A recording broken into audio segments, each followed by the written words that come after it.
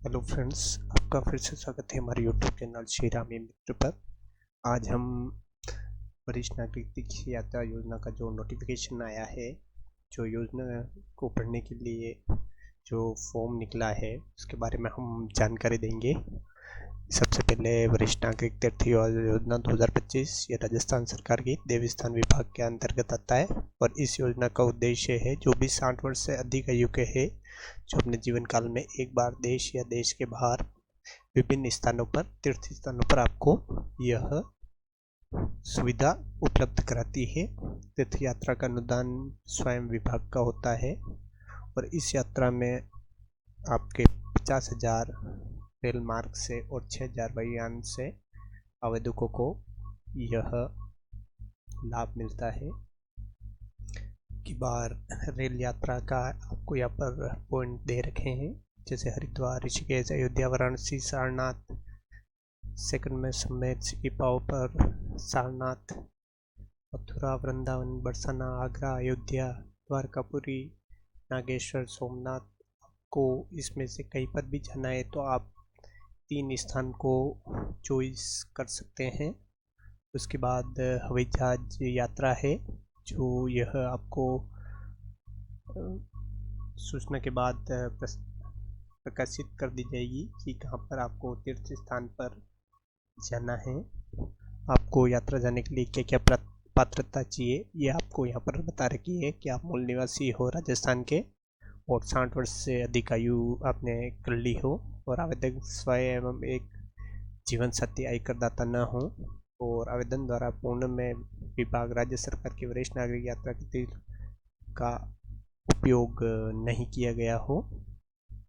उसके बाद अगर किया गया होगा तो उसकी संपूर्ण यात्रा का खर्चा सरकार द्वारा वसूला जाएगा। उसके बाद आप भिक्षावृत्ति वाले या आपको शारीरिक मानसिक रूप से कोई आपको अगर कोई बीमारी है तो आप इसका लाभ नहीं ले सकते हैं। और रेलवे यात्रा के लिए आपको जो भी मापदंड है, एरिया है, आपको देखना है। और अपात्रता आप देख सकते हो, एक बार के बाद वापस आप इसमें नहीं कर सके। कोई भी छुपा कर आवेदन करता है तो इसमें अन्य लाभों से वंचित किया जाएगा। और आप इसमें एक जीवन साथी या एक सहायक में से किसी एक को ले जा सकते हैं।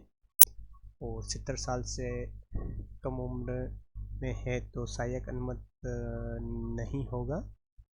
और मूल आवेदन पति पत्नी होने की स्थिति में पति पत्नी को यात्रा जाने के लिए अनुमति होगी।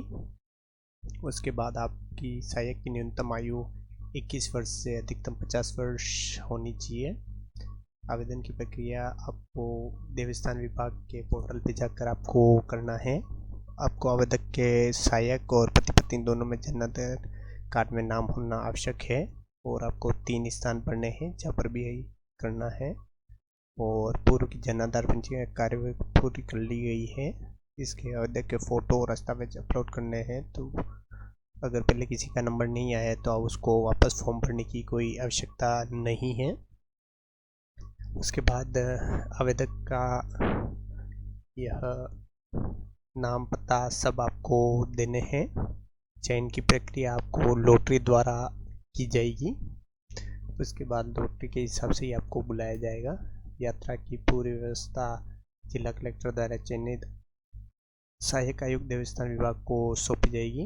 रेल यात्रा में आपके साथ अनुरक्षक, स्कॉट और भी कर्मचारी आपके साथ होते हैं और यह सुविधा बिल्कुल मुफ्त है। आपको किसी भी प्रकार का इसमें वह आपको कोई भी पैसे नहीं देने पड़ते हैं।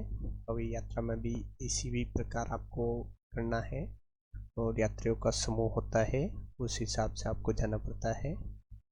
और अतिरिक्त अगर कोई आप मापदंड से अलग अगर कोई भुगतान करते हैं तो वह खुद का अगर कोई सामान लेते हैं, कहीं घूमने गए, तो वह देय ये राज्य सरकार द्वारा नहीं होगी। और किसी भी प्रकार का मादक पदार्थ या ज्वलनशील पदार्थ आप लेकर नहीं कर सकते हैं। अगर आप कहीं पर जा रहे हैं तो आप इसका आपको अनुदेशक को संपर्क करना पड़ेगा। उसके बाद योजना का व्यय सभी तरह के आपको दिए जाएंगे और यह आपको तीर्थ स्थान यात्रा क्या है उसकी परिभाषाएं हैं। उसके बाद आपको यहाँ पर समिति बता रही है कि योजना में राज्य स्तर पर कौन कौन सी इस सदस्य समिति में लोग होते हैं।